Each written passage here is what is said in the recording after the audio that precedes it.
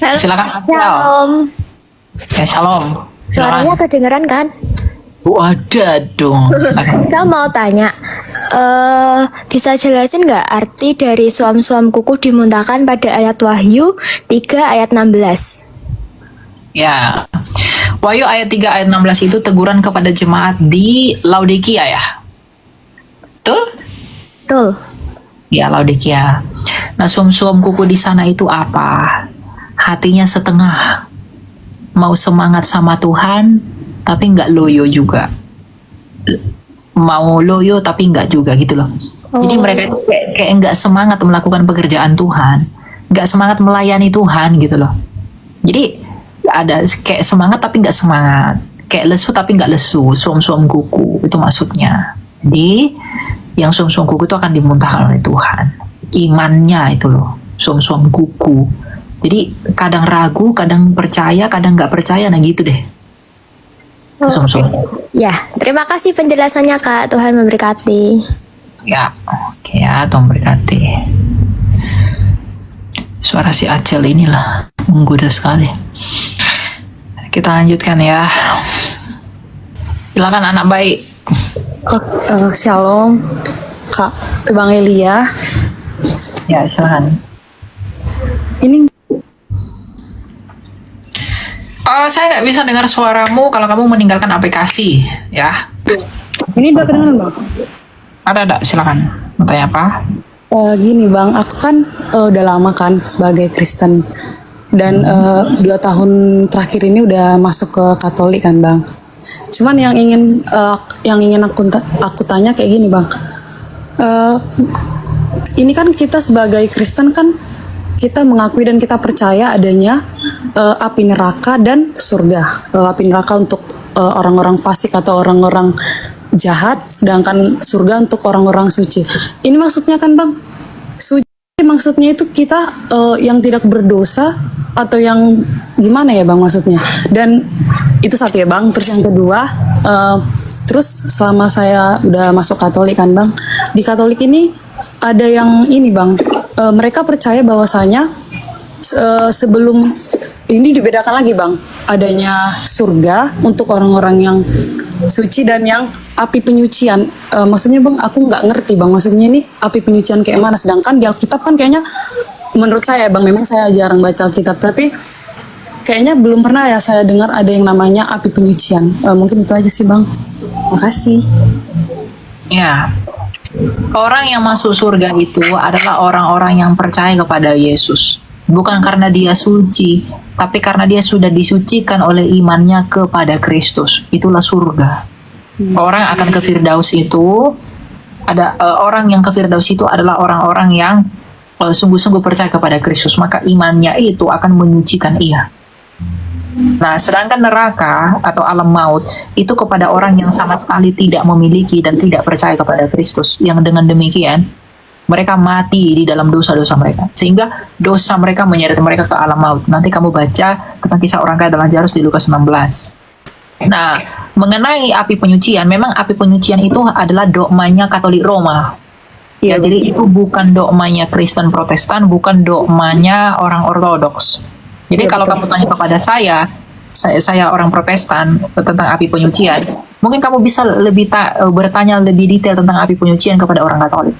Tapi sepanjang yang saya pelajari, saya tidak percaya dengan adanya api penyucian, karena itu merujuk kepada orang yang tersalib di sebelah Yesus. Ketika dia tersalib, Tuhan Yesus berkata apa kepada orang yang tersalib ini? Pada hari ini juga engkau bersama-sama dengan aku di Firdaus. Artinya, menurut ayat itu, orang yang tersalib itu tidak melalui api penyucian, tapi langsung pergi ke Firdaus oleh karena imannya kepada Kristus. Ya, sekali lagi saya mengatakan ketidaksetujuan ini bukan berarti saya menghasut kamu untuk membenci gereja Katolik. Tetapi kamu perlu belajar apa yang mendasari gereja Katolik melahirkan dogma api penyucian. Karena di gereja Ortodoks tidak ada, yang sama-sama gereja mula-mula dan build up lagi di Protestan. Gitu. Jadi kalau kamu di Katolik ya kamu tanya kepada Romo, kepada katekismu tentang api penyucian. Ya. Tapi izin Bang, tapi memang menurut Abang sendiri itu ada di Alkitab nggak ya Bang? Anda ada. Udah ada ya? Heeh. Soalnya ya, ya betul. Oke Bang. Makasih ya Oke. Bang. Ya, Ya. lanjut ya.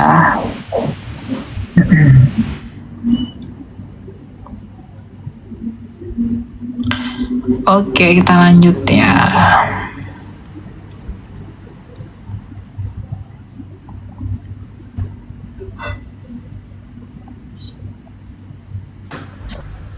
Silakan Wijaya. Selamat malam. Halo Kak, selamat malam. Malam. Mau nanya ini, kalau Kristen itu Tidak ada Kristen satanik. Ya, satanik itu bukan Kristen, brother. Kristen itu artinya dari kata Yunani Kristianos, artinya pengikut Kristus. Itu artinya Kristen. Kalau satanik itu ya pengikut setan. Mana ada yang pengikut Kristus adalah pengikut setan, tuh tidak ada itu. tapi itu emang ada yang Ada Atau pengikut gimana? setan banyak. Banyak pengikut setan. soalnya saya lihat di stand up-nya Bang Mongol itu memang ada sampai saat ini. Iya, emang banyak. Orang yang menolak Kristus itu pasti mengikuti yang di luar Kristus. Yang di luar Kristus lawannya Kristus kan. Lawannya Kristus apaan itu kan? Setan. Iya, Tuh. betul. Itu ya. Oke, terima kasih. Salam kenal dari IKN. IKN. IKN itu apa IKN tuh? Ibu Kota Nusantara. Oh, oke. Salam Ibu Kota Nusantara. Salam Kak. Halo. Ibu Kota Nusantara itu udah sah nggak sih jadi ibu kota? Udah tahu lagi aku. Kalau mesianik itu ya masih lumayan lah ya. Bukan Putra. Shalom Kak, shalom. Salam. Silakan mau tanya apa? Oke Kak, ini saya kan mau nanya. Tunggu ya Kau Kak, lagi tunggu ya. di mana? Kok agak bising gitu? Kau lagi di mana kah? Seperti ada suara air jatuh. Lagi di kos Kak. Soalnya hujan. Hujan, oke. Tanya apa? Gini Kak, kenapa tuh saya kan saya juga Kristen Kak. Cuman saya sih masih agak bingung dengan kenapa kita sebagai Kristen itu percaya kepada Allah Tritunggal gitu. Boleh dijelaskan? Iya, saya masih agak bingung sih Kak. Oke. Iya. Saya mute dulu ya, agak bising. Nah, mengapa kita mempercayai Allah Tritunggal? Satu hal yang kalian harus pahami ya, 2.800 orang di sini. Tritunggal itu tidak berbicara tentang berapa Allah, tapi berbicara tentang bagaimana Allah. Allah Tritunggal itu tidak berbicara tentang jumlahnya Tuhan, tapi berbicara tentang seperti apa Tuhan itu. Nah, Allah kita yang satu itu adalah Sang Bapa, 1 Korintus 8 ayat 6. Nah, Sang Bapa ini di dalam dirinya dia memiliki firman, yang oleh firman itu dia menciptakan segala sesuatu. Itulah Yesus. Dan selain memiliki firman di dalam dirinya, dia memiliki roh, yang oleh roh itu dia menghidupi segala sesuatu. Itulah Roh Kudus, Ayub 33 ayat 4. Jadi Bapa, firmannya sendiri dan rohnya sendiri, itulah Tritunggal. Kalau Bapa adalah Allah, maka firmannya Bapa dan rohnya Bapa pastilah Allah. Tapi apakah ada 3 Allah? Tidak, hanya ada 1 Allah. Kalau tubuh saya manusia, maka firman saya dan roh saya pastilah manusia. Tapi apakah ada 3 manusia? Tidak. Tubuh saya manusia, firman saya manusia, roh saya manusia. Tapi apakah ada 3 manusia? Tidak. Hanya ada 1 manusia. Kalau iman yang lain percaya firman Allah jadi buku yang disebut dengan kitab X, maka kita percaya firman Allah menjadi manusia. Ketika firman Allah menjadi buku disebut kitab X, maka ketika firman Allah menjadi manusia, itulah Yesus. Pertanyaannya, tanpa kitab mereka, apakah mereka bisa mengenal Allah mereka? Tidak. Tanpa kitab suci mereka, apakah mereka bisa mengenal Allah atau Tuhan mereka? Tidak. Karena kitab mereka itu adalah wahyu yang adalah firman-Nya Allah mereka yang jadi buku. Jadi tanpa buku itu mereka tidak mungkin bisa mengenal Allah mereka. Nah, tanpa Yesus yang adalah firman Allah menjadi manusia, kita pun tidak bisa mengenali Allah Sang Bapa. Makanya Tuhan Yesus dalam Yohanes 14:6 berkata, tak seorang pun yang dapat datang kepada Bapa kalau tidak melalui aku. Ya. Jadi kalau mereka percaya firman Allah jadi buku disebut kitab, kita percaya kepada firman Allah jadi manusia, itulah Yesus. Nah, firman Allah ini sebelum jadi buku, sebelum jadi manusia adanya di mana? Di dalam Allah kan? Kalau dia di dalam Allah berarti dia satu kesatuan dengan Allah itu sendiri kan? Tapi bukan berarti ada 3 Allah. Hanya ada 2, hanya ada 1 Allah. Gitu. Ya, jadi kamu nggak mungkin bisa mengenal Allah Bapa tanpa mengenali Yesus yang adalah firman-Nya sendiri yang jadi manusia. Sama seperti teman-teman muslim misalnya. Mereka tidak bisa mengenali Allah mereka tanpa Al-Quran. Al-Quran itu apa? Firman Allah yang jadi buku. Mereka bisa nggak mengenal Allah mereka tanpa Al-Quran? Karena nggak bisa. Karena Al-Quran adalah wahyu yang diberikan kepada mereka agar mereka bisa mengenal Allah mereka. Nah, kita pun, kita tidak bisa mengenal Allah Bapa tanpa firman Allah yang jadi manusia, yaitu Yesus. Jadi tanpa Yesus kita nggak bisa mengenal Allah itu. Karena Yesus adalah firman-Nya Allah. Jadi kalau mereka mengenali Allah mereka, mengenali Allah mereka dengan firman Allah yang jadi buku, maka kita mengenali Bapa kita melalui firman-Nya yang jadi manusia. Bedanya mereka jadi buku, kita jadi manusia. Gitu. Ya. Jadi mengapa kita percaya kepada Allah Tritunggal? Karena Allah itu adalah Allah yang hidup. Allah yang memiliki firman dan mampu mencipta oleh firman, dan Allah yang menghidupkan oleh rohnya. Jadi Bapa yang mencipta dengan firman-Nya, Allah yang menghidupkan dengan rohnya. Itulah Allah Tritunggal itu. Kita nggak pernah percaya 3 Tuhan. Di Konsili Nikea tahun 325, 400 tahun sebelum Islam datang di tanah Arab, iman kita sudah di dalam konsili udah mengatakan aku percaya kepada satu Allah. Jadi kalau ada orang lain memfitnah kita menyembah 3 Tuhan, mereka memilih untuk tidak belajar. Mereka memilih untuk diam di dalam kebodohan mereka. Kenapa? Karena memang Allah itu memang satu. Firman Allah menjadi manusia. Kenapa kita menyembah Yesus? Karena Yesus adalah firman Allah. Firman Allah yang menjadi manusia. Firman Allah adalah Allah. Sekarang saya tanya, firman saya, apakah saya? Yang kamu dengar di telingamu adalah firman saya yang jadi suara. Kalau saya menghina kamu, putra, lalu kamu laporkan saya ke polisi.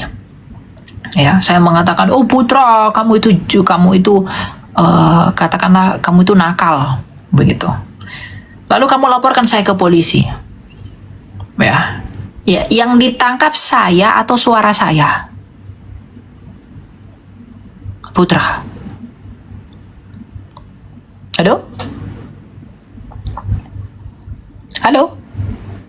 Ada dia.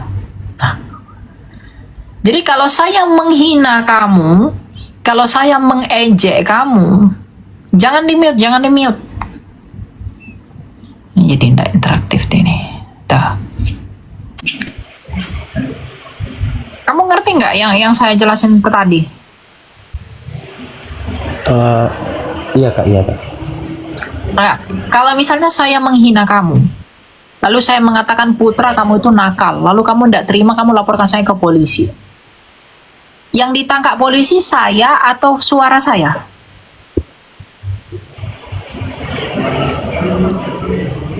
Hah? Kalau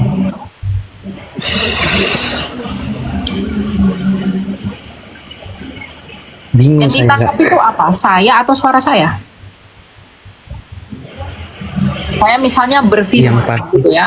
Saya berfirman, Ya. putra itu bodoh, saya bilang begitu. Lalu kamu tidak terima. Nah, kamu laporkan saya ke polisi. Yang ditangkap polisi itu firman saya atau saya? Kalau dari saya dua-duanya, Kak. Ya, gimana cara kamu menangkap firman?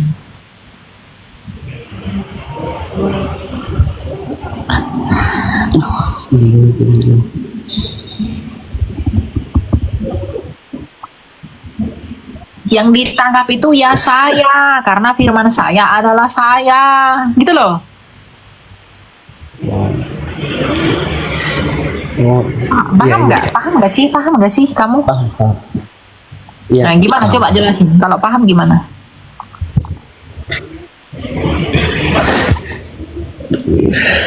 Jadi bingung aku, Kak. Ya bingung karena kamu nggak fokus dengerinnya. Jadi intinya mengapa kita percaya kepada Tritunggal? Karena Tritunggal itu berbicara tentang Allah yang hidup, bukan Allah yang mati. Allah kita satu itu tapi satunya hidup, bukan satu yang mati. Ini nih apa? Ini satu juga nih. Ini satu. Tapi apakah ini Allah?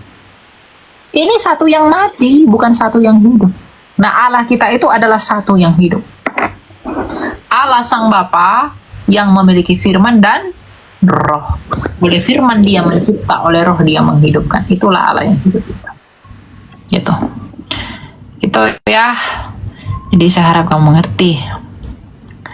Ya memang kalau dari orang ya saya tidak tahu ya, kalau dari sebelah yang tanya itu agak susah mengerti. Saya udah menjelaskan dengan bahasa saya yang sederhana. Cuma kalau belum mengerti, ya kalau dia mau belajar sih silakan. Ya.